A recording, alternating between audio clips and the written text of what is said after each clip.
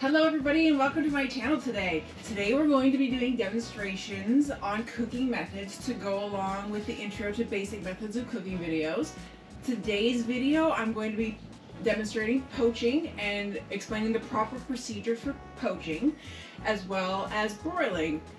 And I'll be covering the proper procedures for broiling. And I'm going to be making poached eggs with broiled asparagus and hollandaise sauce. So the hollandaise sauce I'm making off camera because we will be covering how to make hollandaise sauces in an upcoming episode when we start covering sauces and stocks and procedures like that. Let's get started.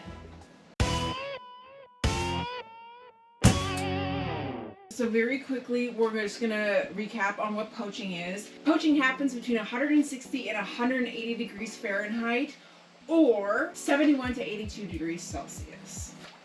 Poaching is a method that requires little to no surface movement. And for more information on this cooking process, please see video number 3, Moist Methods of Cooking. So the first step is to prepare the food ingredients by trimming and cutting as needed.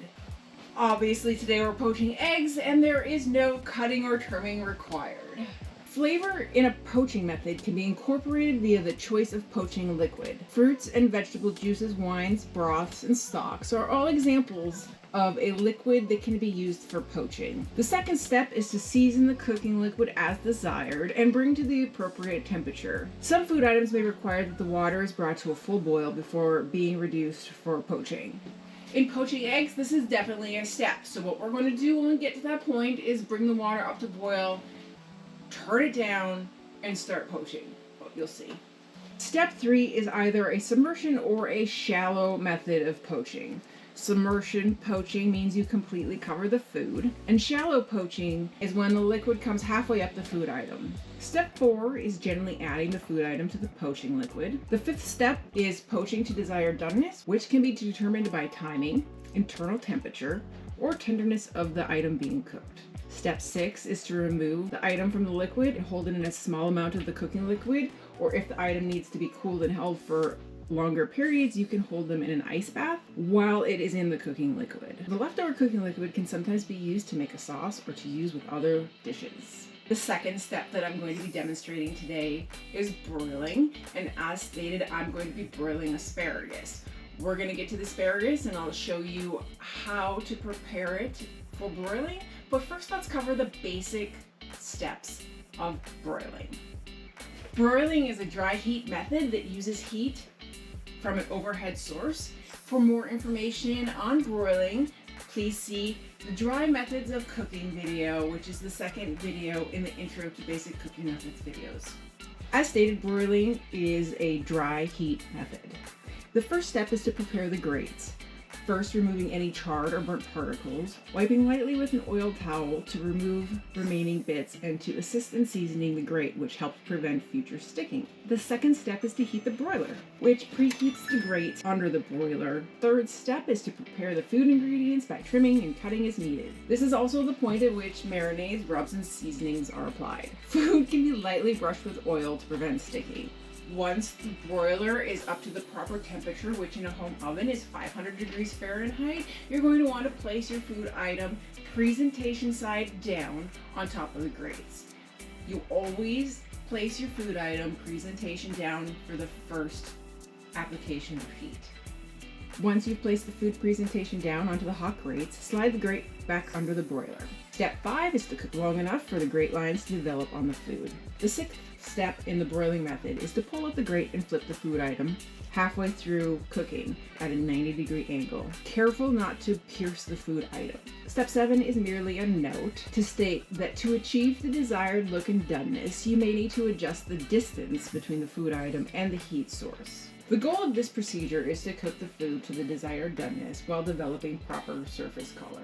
The final step is to determine doneness, and doneness is determined by either temperature, visual cues such as clear liquid running from a chicken breast, or by touch. Alright, let's talk asparagus. First of all, one of the steps is to prepare the asparagus, and so you want to trim it. Important things to know about asparagus: the more thin and delicate the stems, the better the asparagus. You don't want the ones that are like big and thick. Also, the best part of the asparagus is about the top, well, definitely this part, but about the top, about that much of it. So to figure out how much of the bottom to cut off of an asparagus, you want to do a break test. So you hold it like this, and wherever it naturally breaks, that is going to be the point at where you want to cut it. Now this part is very woody, and that's why you don't want to use it. Now instead of throwing this part out, you could save it for a stock, or you could even make asparagus soup out of this. But for today, we're not going to worry about that. So once you have the size determined, you can do one of two things. You can do what I do, break every one of them at their natural breaking point.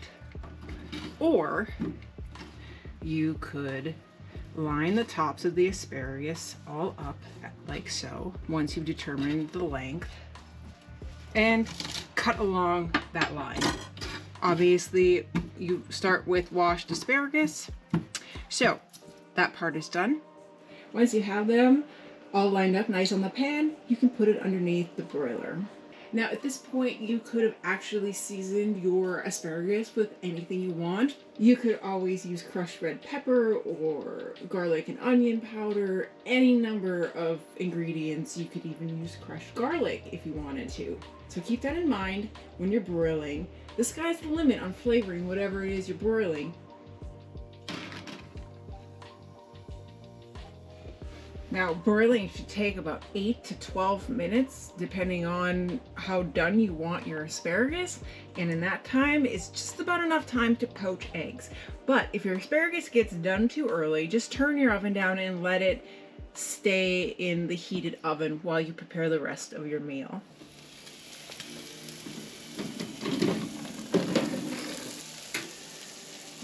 All right, let's get to poaching some eggs. First, you want to bring your water up to a complete boil.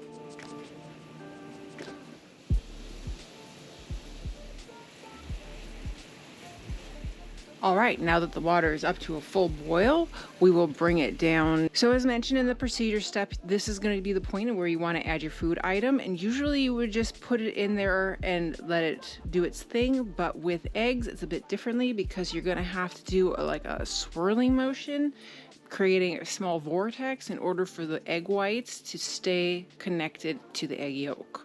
And that looks like a good simmer. And we'll get a good stir going. And then we'll drop the egg in, and then we'll continue to stir. And in the meantime, you should have maybe got a tray ready or something, because these are going to be a little wet. You'll want to put them on a plate that's got a paper towel so that the extra moisture disappears. You might want to mess around with the temperature a bit. I don't know if you can see, but I've raised the temperature just slightly. Now at this point, it's really going to depend on how much you like your eggs poached, because you can poach so that the egg yolk is completely cooked through, but you can also poach just long enough so the egg yolk is cooked, and then you can try to get it out. Now this is, I do not recommend this kind of spoon for this job. I'm gonna switch it out. We'll do one more of these and I'll switch out the spoon. And so you can see in here an almost perfectly poached egg.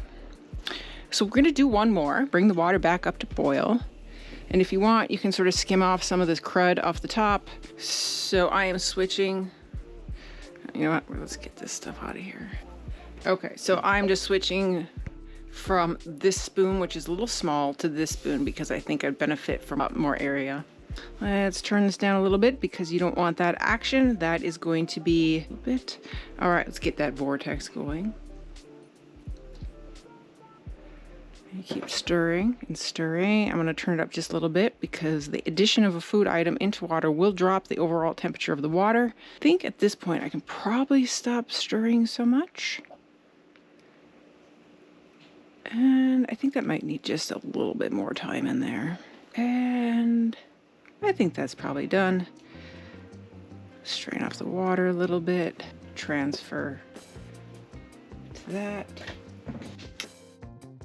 All right, next I'm going to assemble that plate and then we'll see how the poaching turned out. and how the broiling turned out.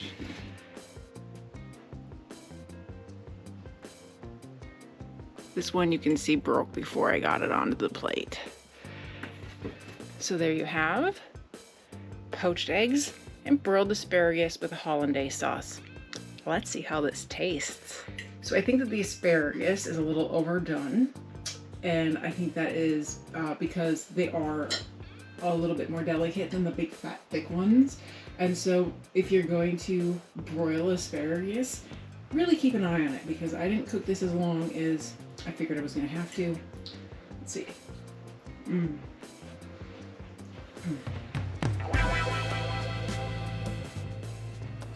So good.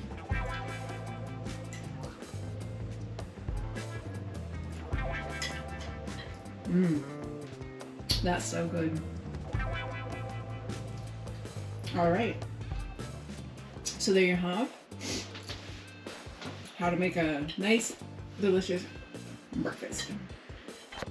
That's it for today's video. I hope you found this information useful and applicable to your own kitchen. If you have any questions, please leave them in the comment section below. If you haven't subscribed to my channel yet, please consider doing so. And as always, have a wonderful day.